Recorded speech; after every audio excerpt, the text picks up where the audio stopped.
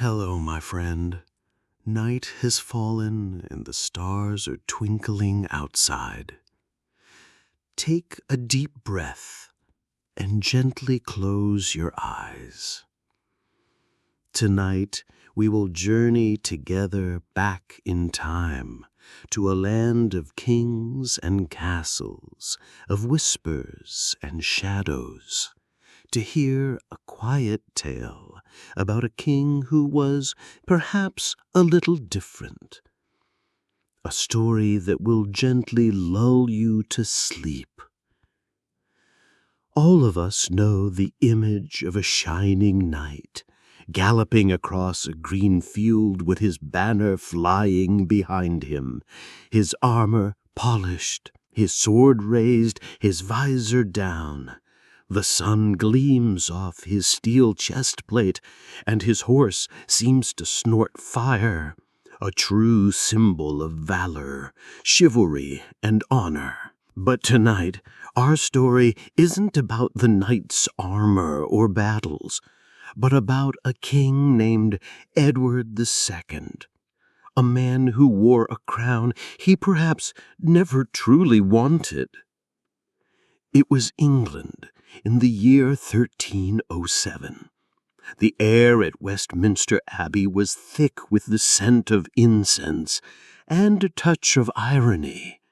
On the day of his coronation, Edward of Carnarvon, newly crowned King Edward II, stood beneath those ancient arches of history, looking as if he'd rather be anywhere else. He was a tall man, handsome, with a slight lisp and gentle eyes. The crowd murmured, not because he looked weak, but because he simply didn't look like a king, not like his father. That father, you see, was Edward I, nicknamed Longshanks, the Hammer of the Scots, a monarch as cold and sharp as his own sword. He had spent his life at war, conquering Wales, fighting France, terrorizing Scotland, and building castles like clenched fists upon the land. He had no patience for poetry or tenderness, or for sons who might weep. Yet his son, Edward II, had all three. Edward was just 23 years old when the crown touched his brow. Behind him, the ghost of his father loomed like a shadow, and beside him stood the true challenge, a man named Piers Gaveston, his beloved favorite. Gaveston, you see, was not a king. He wasn't even a nobleman of proper blood.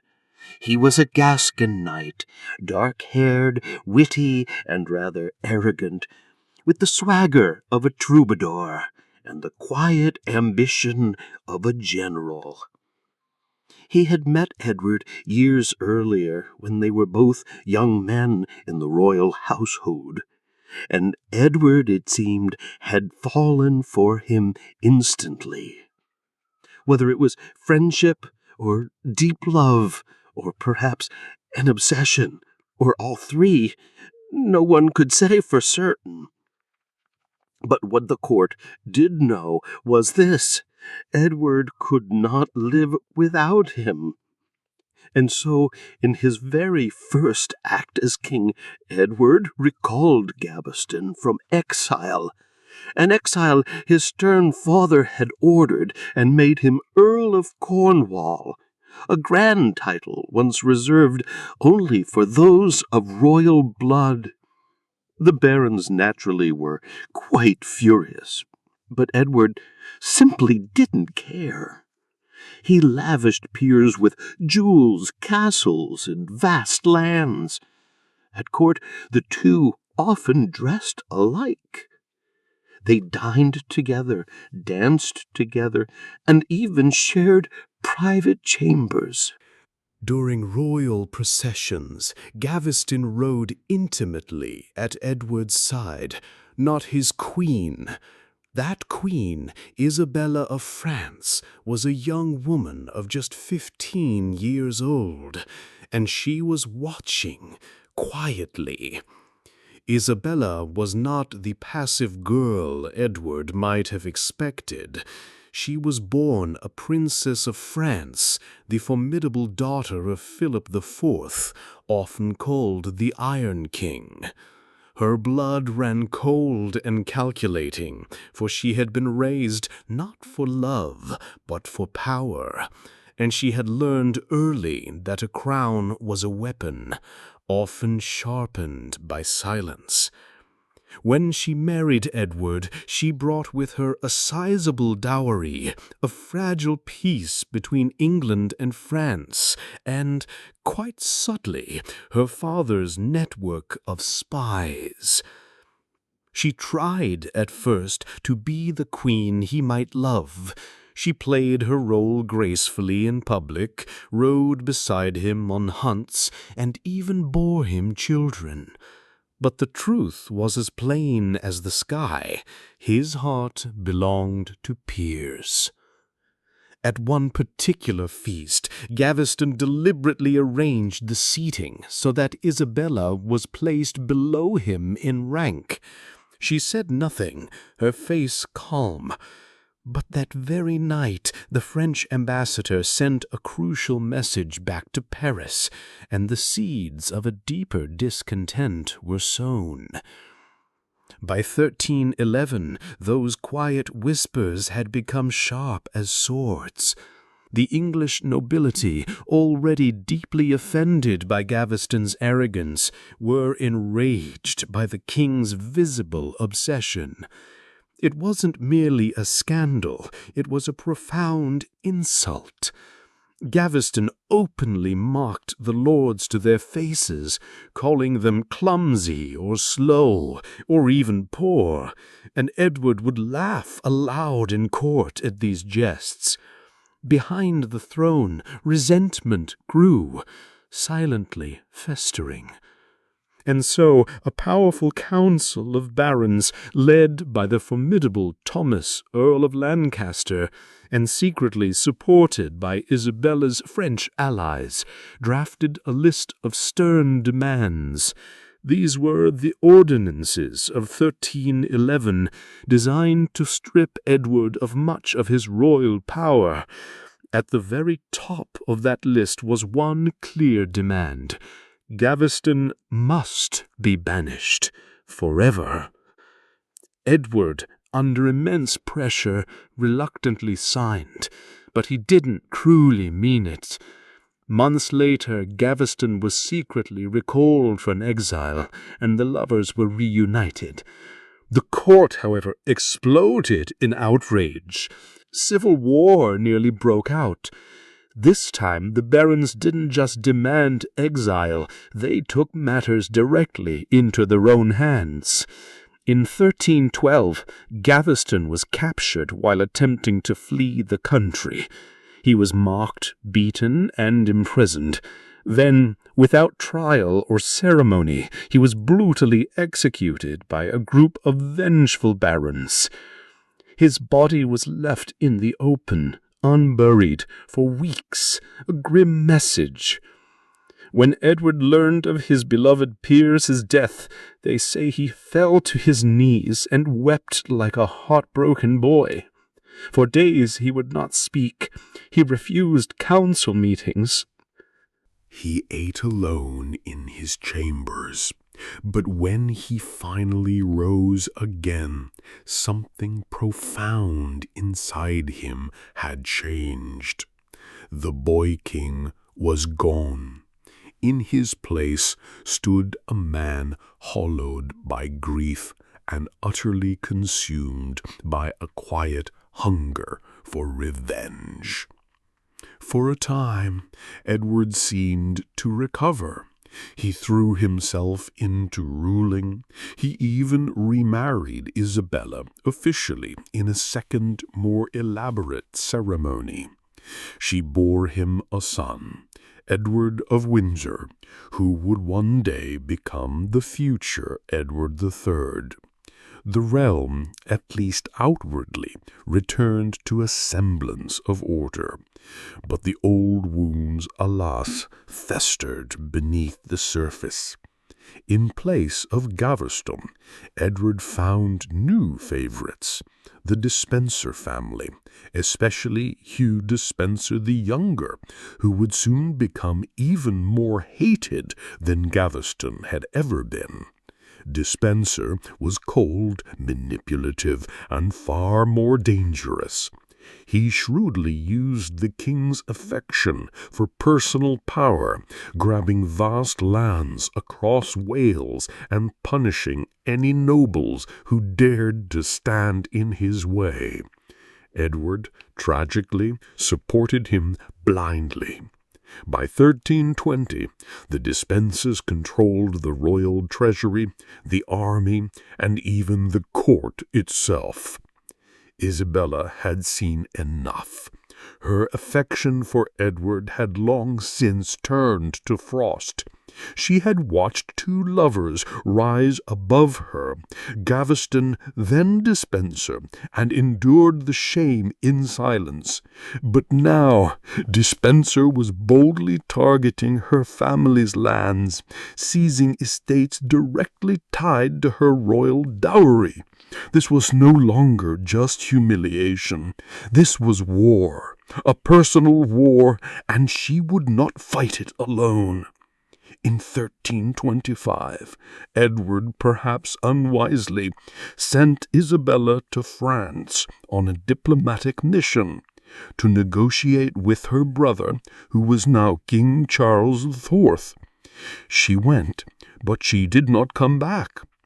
While in Paris, Isabella began to plot her careful revenge. She aligned with the exiled Dyrons, made new powerful friends among the discontented English nobles, and, most shocking of all, she took a lover, a tall, brutal, exiled knight named Roger Mortimer. Mortimer was everything Edward was not: a fierce warrior, a bold rebel, a cunning strategist, and he hated the Despensers even more deeply than Isabella did. Together, the two formed an alliance, not just of passion, but of revolution. In late 1326, Isabella and Mortimer bravely invaded England with a small, determined force. What they lacked in numbers, they more than made up for in public support. The common people welcomed them with open arms. Nobles quickly defected. Edward's army simply collapsed around him. He fled, with Despenser desperately by his side, through Wales, the very same land where he had once reigned as a beloved prince. But this time there were no loyalists waiting to greet him. They were caught. They found Edward hiding in a small, damp monastery in South Wales, wet, shivering, and utterly silent. Once the mighty King of England, now he was nothing but a frightened fugitive with a crown no one feared any longer. The Despensers, his last remaining allies, were not so lucky. Hugh Despenser the Elder was captured and executed immediately, hung in his own armor, his body then burned, a stark warning. But it was Hugh the Younger who suffered most terribly. Isabella and Mortimer made a gruesome spectacle of him. In the public square at Hereford, he was stripped bare, mocked, tied to 4 horses, and dragged slowly through the streets. Then they hanged him, but cruelly cut the rope before he died. He was then castrated and disboweled. His entrails burned before his very eyes. Finally, mercifully, he was beheaded. The crowd cheered wildly, and Edward, broken, alone, and silent, was dragged in chains across his own country to a dark, wet cell in Berkeley Castle. There would be no trial, No confrontation, not even a royal statement. The Queen, his wife, had no intention of letting him speak another word. It was autumn in 1327. Berkeley Castle sat quiet, its grey stone damp from the endless rain. Inside, Edward was kept in a small chamber with no sunlight, no comfort. His captors fed him poorly, his clothes were thin, and more than anything else they cruelly mocked him. They sang songs through the bars of his cell, songs about his lovers, his many defeats and perceived weakness. They called him Edward of the Straw Bed, and the King without a crown, and even the fool who chose men over his throne. His mental state began to slowly collapse under this torment. He stopped eating. He murmured names like Gaveston, Hugh, Isabella, and his son. He scratched desperate prayers into the cold stone walls with his nails. And then, on a night still widely debated by historians, he died. The official story was simple: illness, cold, despair, and neglect. But the rumors were far darker. One chilling tale, passed from monk to knight, from court to poem, claimed that a red-hot iron rod had been forced into his body through his backside so as to leave no visible mark. A cruel irony indeed. A king destroyed by the very thing he had once been mocked for. Whether truth or chilling myth, the horror of it stuck. Edward II, once King of England, Lord of Ireland, ruler of a vast realm, had died not on a glorious battlefield, but in the shadows, forgotten by those he loved and consumed by his own choices. Isabella, now regent for her teenage son Edward III, ruled for 4 years beside her lover Roger Mortimer. They governed in immense wealth and extravagance, dressing in gold, granting themselves grand titles, and rewriting history to suit their narrative. But power, once seized by betrayal, never truly rests easily. By 1330, Edward III was old enough to think for himself, and what he saw deeply enraged him. He saw his mother growing rich on the throne of a murdered king. He saw Mortimer acting not as regent, but as a tyrannical ruler. He saw the memory of his father reduced to mere ash and insult. So one night, the young Edward III acted decisively. With a loyal group of knights, he stormed Nottingham Castle, captured Mortimer, and swiftly sentenced him to death. Isabella, spared only because she was queen and his mother, was banished from court and lived the rest of her life in quiet confinement, watching from afar as her son ruled the very kingdom she had once so fiercely controlled. Edward II's reign, though long past, is still remembered not for law or conquest, but largely for scandal, weakness, and profound betrayal. Yet beneath the shame and the historical judgment lies the story of a man perhaps born out of his time, a man who preferred music to the brutal art of war, who chose companionship and intimacy over ruthless conquest. He was not truly born for the crown, nor did he ever truly want its heavy burden. He simply yearned for love, and tragically found it in places that ultimately led to betrayal, with people who abused his trust or who died for the sake of his affection. He made mistakes, yes. He ignored his realm, defied the powerful nobility, and often chose deep emotion over strict duty. But in his own way he also challenged the rigid mold of what a king was supposed to be. And the world, it seems, destroyed him for it. And as such, the quiet tale of King Edward II gently draws to a close. May the echoes of history and the gentle rhythm of the story peacefully guide you now into a deep and tranquil sleep. You've listened so well. Now sleep soundly, my friend. May you have beautiful dreams.